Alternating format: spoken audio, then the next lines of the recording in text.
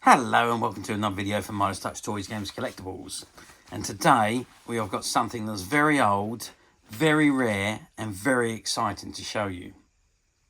We are looking at the 1955 release by Wallis Rigby from their series of Presco books. Now Presco books were books that contain stories with press out models. And this particular one we are looking at today is of Dan Dare's Anastasia Jet Plane, and it basically includes a story of Dan Dare in one of his adventures in Anastasia, and it also includes the pieces to press out, the card press out to build your own Anastasia Jet Plane. Okay, very excited to get into this, so let's have a look right now. What does it say?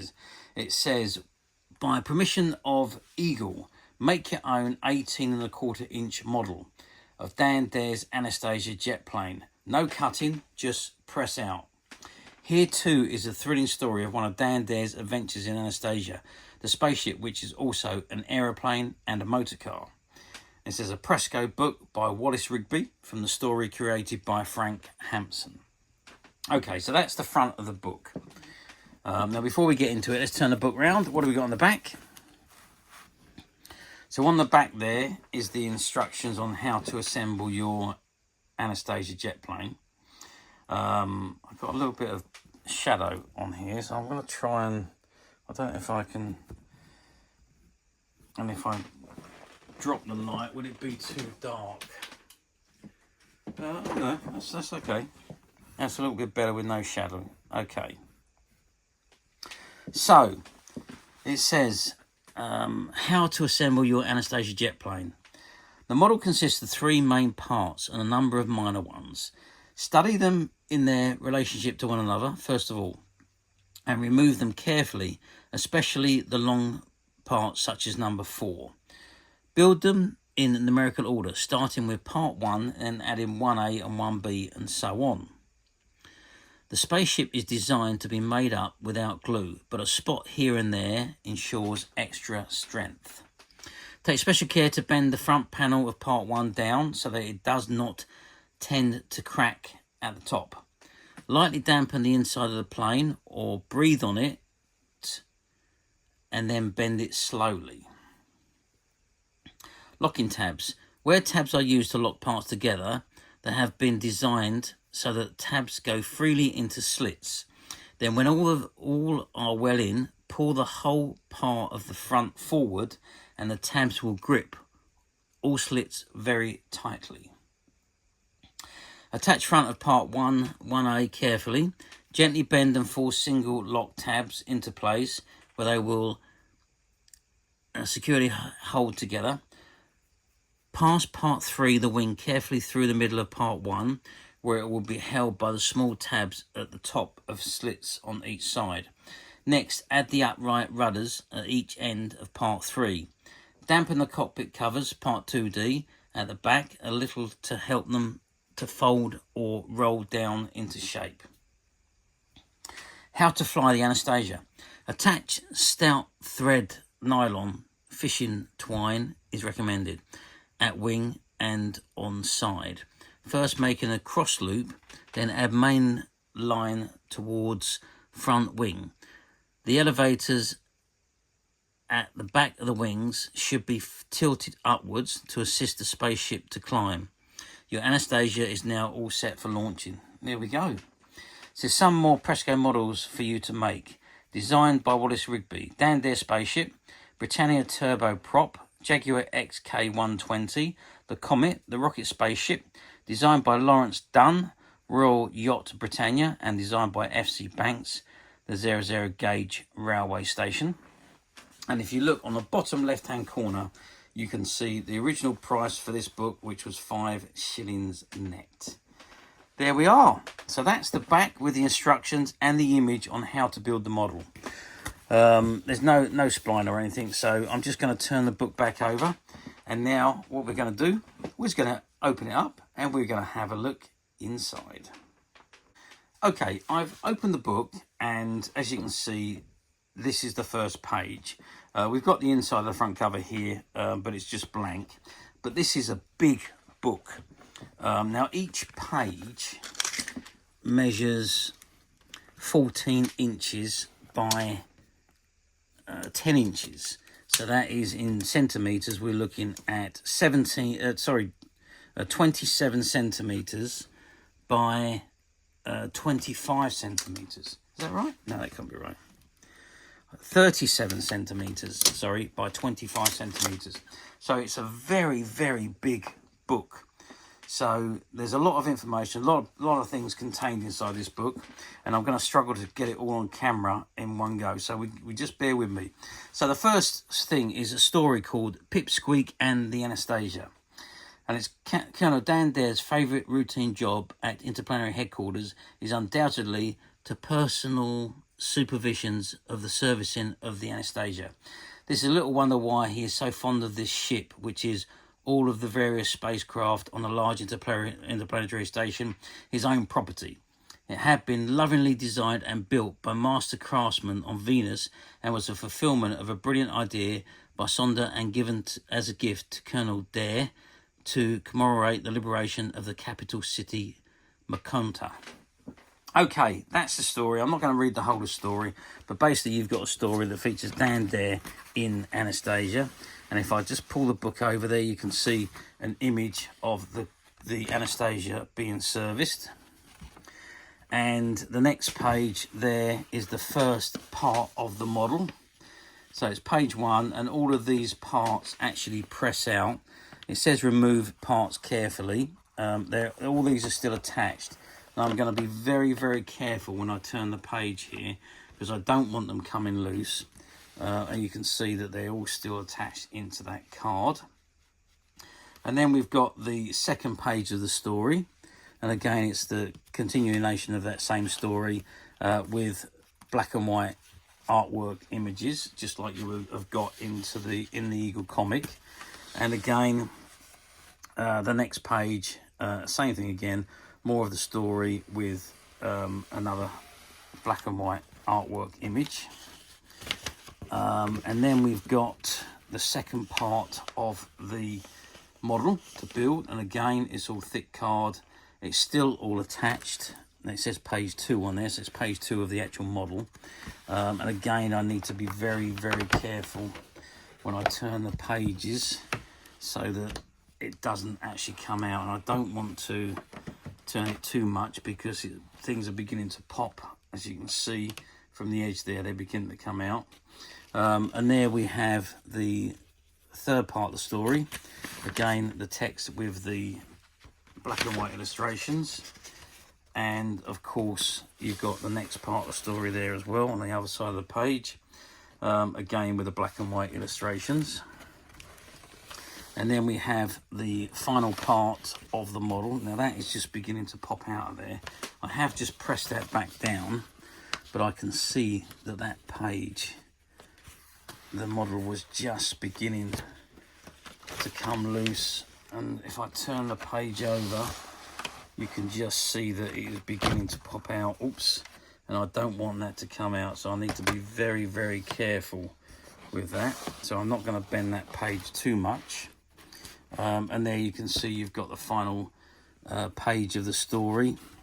And that leads us then that leads us on to the very last page, which is the rest of the press out for the model.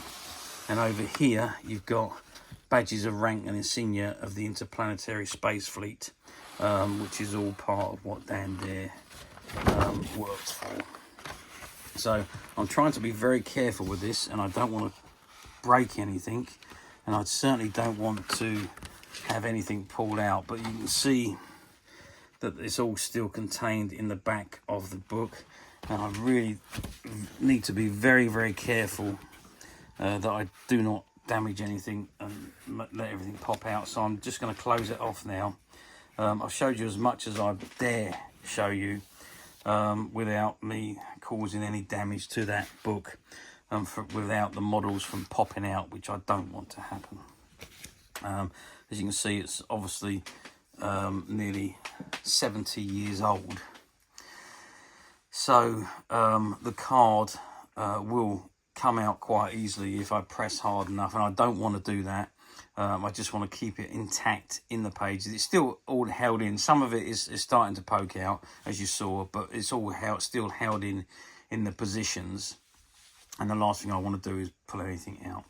So there we have it, an ultra rare story from Dan Dare and his interplanetary pals, and also that wonderful Anastasia model, which is all the components are there to build that model in cardboard, and it's all pre-coloured.